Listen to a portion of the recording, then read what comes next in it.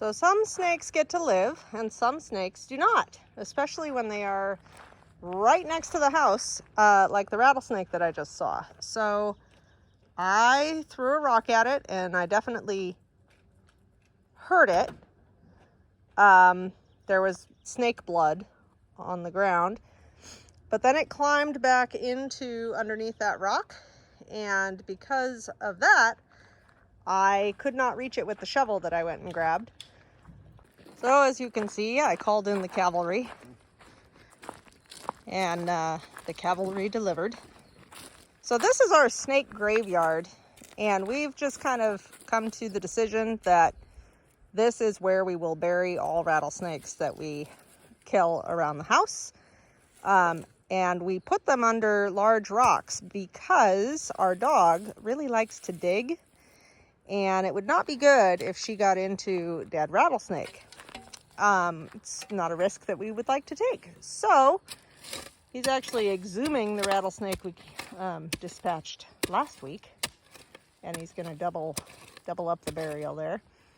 There's one in here from last year, and we will just know that this is where all snakes go to heaven. All rattlesnakes, that is.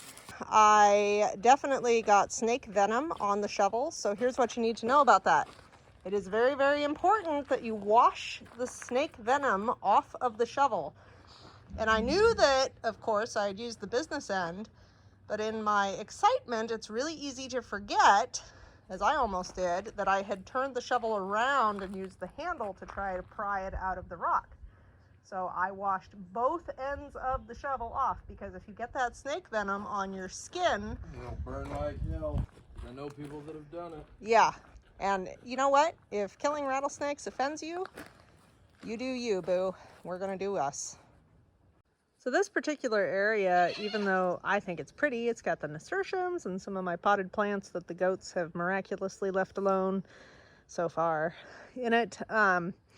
It's not great because that is prime snake country right there. And what actually was happening with that rattlesnake is it was drinking out of water from this pot in that little dish there. So I'm gonna have to start being a little more careful with how much I'm watering, so that I'm not creating watering holes for snakes.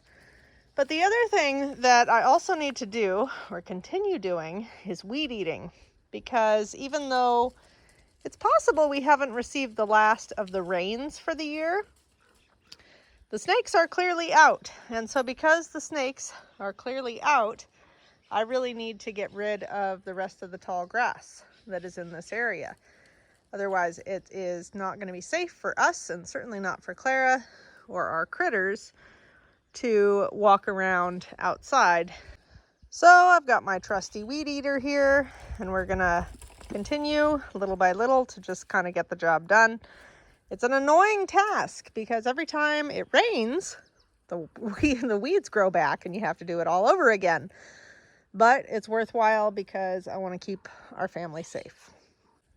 So it's areas like this with the tall grass that are prime snake country, and I want to take areas that look like that and make them more like this so that you can see the ground. Here's another spot where you can practically hear the snakes crawling through. So I'm going to weed eat a path up to my little Jerusalem artichoke bed up there so that I can at least walk that safely. This is a king snake. Yeah, we love to see king snakes. That's a pretty good sized one. It's about 3 feet long, 2.5 anyway. Some of you may be freaking out. Some of you may, but this is like, I couldn't ask for anything better to see.